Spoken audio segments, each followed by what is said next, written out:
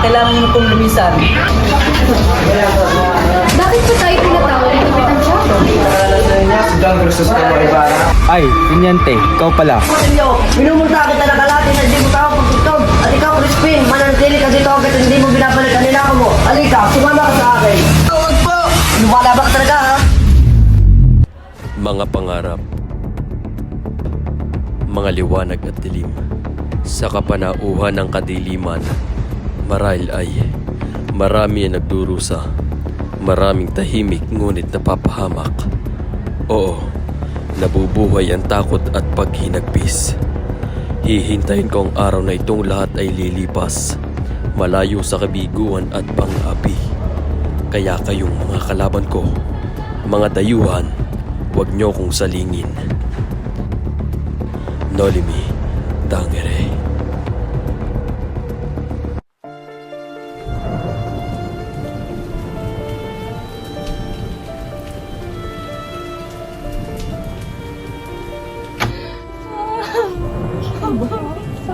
Aking ina! Ano to ko yung sinilang na may kakambal na sumpa? Ipinakikiusap ko sa iyo na ako'y kunin at ibalik sa iyong pinaroroonan kasama ng Panginoong Diyos kung saan di na ako masasaktan pa. Bakit na akong mabuhay? O aking ina! Sunduin mo na ang iyong bugtong na anak kasama ng mga anghel at mga santo. Wala nang halaga ang aking buhay!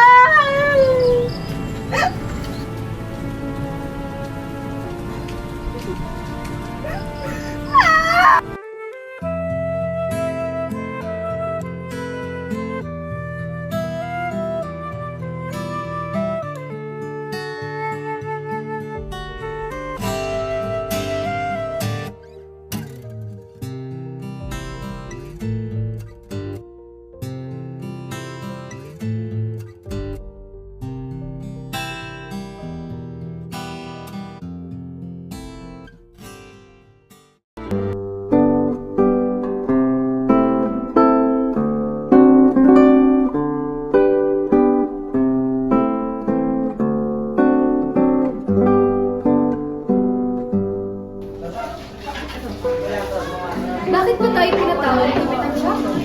Darating daw kasi ang anak ng yung mga kaibigan ng Kapitan Tiago. Hindi na lang pala ako dapat pumunta dito. At sa ilang ito ng oras ko para lang sa isang audio. Iwan mo ba ninyo pagkat tayo nasa bahay po ng isang video?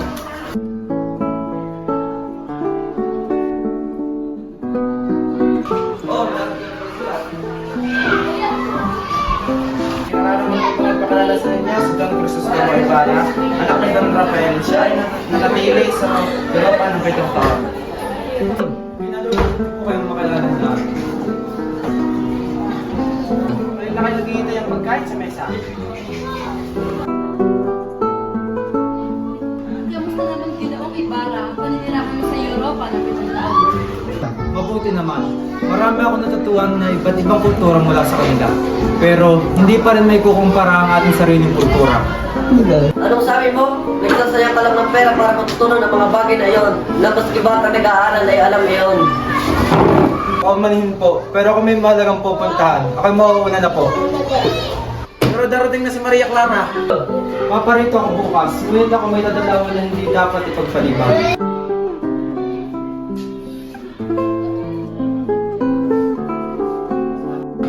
Tingnan nyo ngayon ang nangyayari sa mga batang pinapadala sa Europa. Dapat itong pagbawal ang pamahalaan.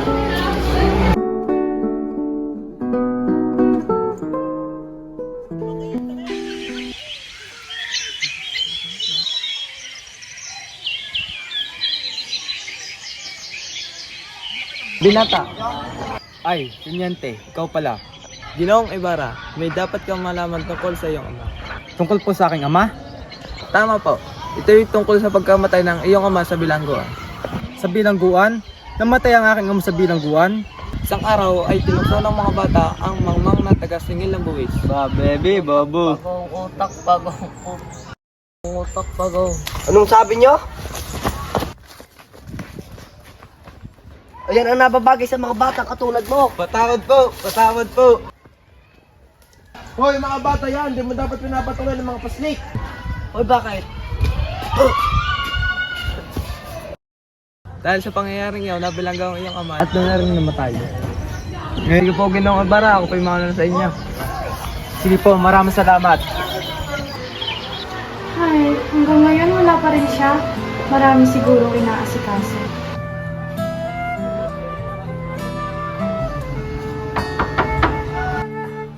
Gandang araw po. Magandang araw din po. Pasok po kayo at naghihintay na po si Maria Clara. Maria Clara? Ibarra? Walang Bakit nakapunta ka dito? Kumusta ka na? Ito, mabuti naman. Halika, paupo muna tayo. Siguro hindi mo na ako naaalala sa pitong taon mong pamamalagi sa Europa. Mahal ko, kahit saan man akong lugar mapagpad, ay lagi kita naaalala. Ibig mo bang sabihin ay walang magagandang dilag sa pinagtahan mo? Marami akong nakitang magaganda, ngunit hindi pa rin matutumpasan ang ganda na kayo naging. Hindi pa rin nagbabago ang tamis ng iyong pananalita. pamilya'y inikahawan na yan lang nakadaman ng wagas na pagmamahal. Hiling ka lang naman. Kailangan ko na palang pumunta ng San Diego dahil bukas ay araw ng mga patay at kailangan kong bisitahin ang aking yumawang ama. Naunawaan kita. Mag-iingat ka, mahal. Paalam. Patunayan ang unang pag-ibig ay di mawawala.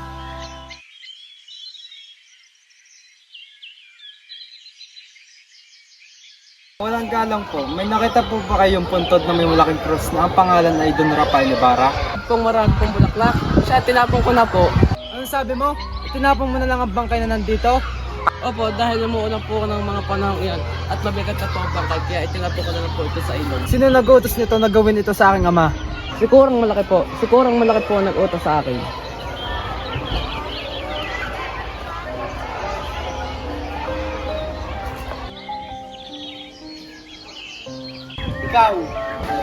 Ikaw, anong ginawa mo sa aking ama?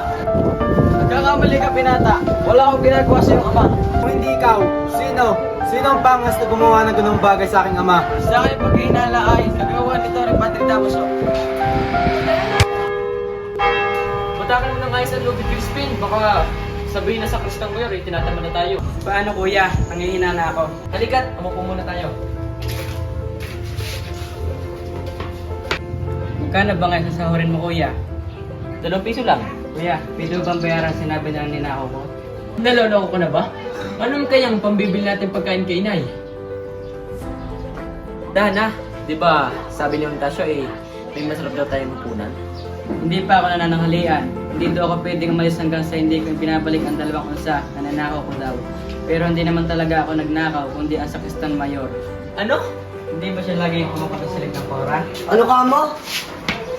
Ikaw, Basilio, minumulta kita ng kalahati na hindi mo tawag pagtugtog. At ikaw, Crispin, mananatili ka dito hanggat hindi mo binabalik ang nilako mo. Halika, sumama ka sa akin. Wag! Kapatid ko yan! Kuya! Halika, dito ka. Dito ka nararapan. Mga paborita ka man. Wag po! Lumalabak talaga, ha?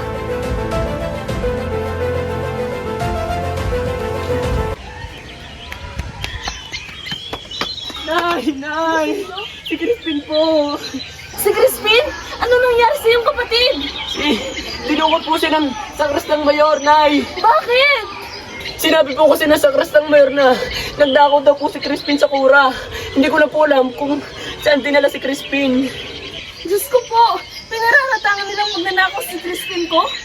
Hayaan mo, Basilio, at makikiusap ako sa kura bukas. Halika at kumain ka muna. Nay, wala po akong gana. Alam kong hindi mo na ibigyan ng tuyo. Ipinaghanda ko kayo ng pagkain, ngunit dumating ang iyong ama at inubos lahat.